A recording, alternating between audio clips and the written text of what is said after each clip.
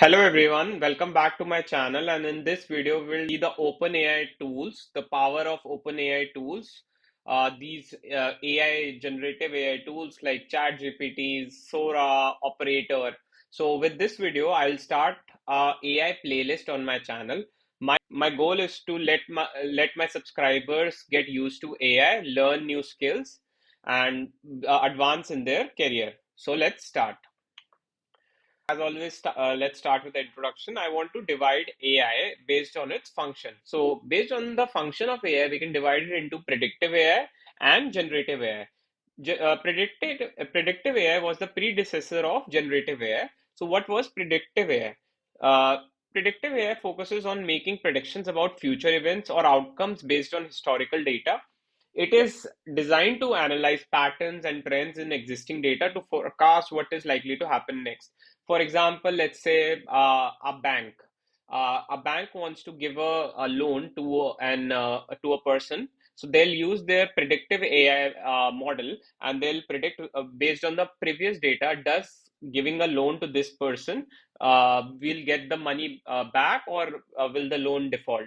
So those kind of AI models were called as predictive AI models. So predictive AI uses statistical models and machine learning algorithms to analyze large data sets, make forecasts or predictions. Right now, the new set of AI, that is generative AI. Generative AI focuses on creating new content or data that is similar to the data it was trained on. Rather than predicting a future outcome on existing data, generative AI generates new data such as images, text, music, even code, and um, other stuff. How it works. So generative AI uses models like generative adversarial networks, GANs, or transformers to create content. These models learn from large data sets and are capable of producing realistic original content based on the patterns they learned during training. So this was about predictive and generative AI. Now, what is ChatGPT? So ChatGPT is an advanced conversational AI developed by OpenAI. It leverages a model architecture known as the generative pre-trained transformer model. This model is created by OpenAI, and GPTs are a subset of AI models known as LLMs. So if you have gone through some of the articles or news, so you would have heard about LLMs, GPTs. So what these are? So LLM is a large language model, which is an AI model that is designed to understand, generate, manipulate human language at scales. These models are called large because these are trained on massive data sets containing billions and billions of uh, text sources, books, articles, websites. So LLMs can generate coherent, contextually appropriate text content based on the patterns that they learn. In the backend, they are using advanced neural networks to give you the best possible output. The examples are GPT by OpenAI, Gemini by Google, Llama by Meta, and recently you might have heard about DeepSeek. So DeepSeek was LLM that they launched, and it was like giving better performance than OpenAI's GPT. Now, what is the difference between LLMs and old models? So before LLMs, we had old models as well, like old neural network models. So what's so huge about LLM? So the main difference is the architecture. So old language models basically used RNN, recurring neural networks, uh, LSTMs, long short-term memories, which is also a type of neural network, GRUs, while the LLMs used transformer-based architecture, which can handle long context relationships more effectively.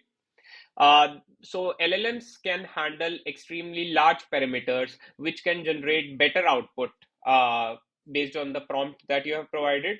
While the older models like had can handle fewer parameters.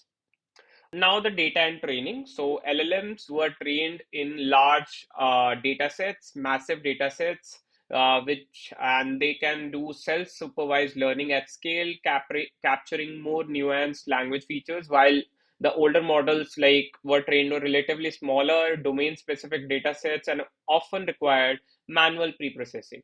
So you can stop this video and go through the remaining differences. I'll proceed to the next slide, and in this slide, now we'll just deep dive into the demo quickly. Before that, which products we are going to explore. We are going to explore ChatGPT. I don't think that is something new for you guys. Sora is a OpenAI's text to video generative AI model. That means you can write a text prompt, it creates a video. Then we are going to explore Operator. Operator is an AI agent that can go to the web to perform tasks for you using its own browser. So in the cloud somewhere, a browser is running, and it's kind of like an agent. Based on the prompt that you give, it will go to the browser, do the search the tasks, and give you the best possible outcome. So why I have chosen only three products? So recently I have bought the ChatGPT Pro subscription for around 236 US dollars. So like just for you guys, like I wanted to explore some topics for my videos, and for that I have, and that Pro subscription contains the subscription of these three products. So firstly, the chat GPT, as you can see in the screen, so I can, with the Pro subscription, I have access to different models. I have O1 Pro mode, which is best at reasoning, O3 mini, fast at advanced reasoning. So let me search something explain about LLM. So it will take its own time, since it's a chat GPT O1 Pro model.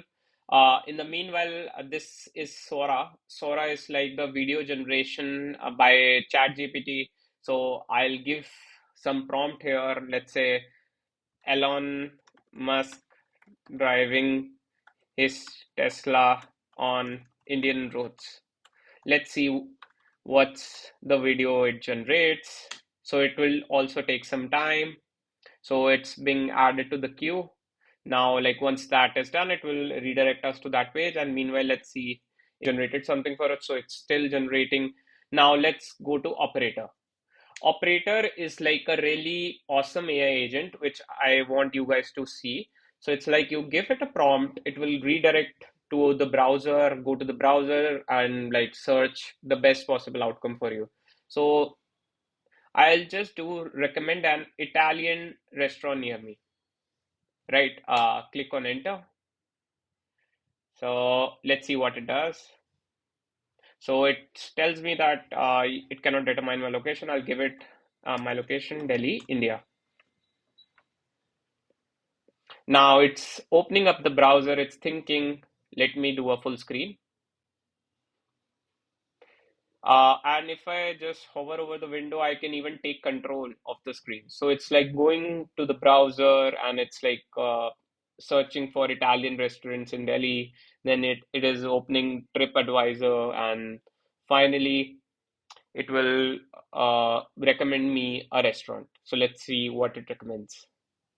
Let me go to LLM. So awesome. So it took around 1 minute, 25 seconds, because it's like the advanced reasoning, it takes more time. So it has generated some content. And if I go to other models, let's say GPT-4o, like it will be really fast. Like what is GPT? Look, it's like within seconds. So now, let's see what the other one does. So operator worked for 38 seconds, and it has recommended me this restaurant, which I can't even pronounce, but looks like it has a great number of 5-star ratings. So awesome, that's really cool. Like now even I can take control here. So all the Salesforce folks who are wondering if it can log into Salesforce. So you'll have to take control. You'll have to open the new tab. You have to basically log in yourself, login dot salesforce.com, then log in with your username and password. Then once you have logged in with your username password, you can ask Sora to perform some task on your org, and it can do it not very effectively, but yeah, it can do it. So I'll just finish up my control and go to exit to chat. And now let's go to Sora. So what did Sora generated? So Sora is like generating some new models and some new videos.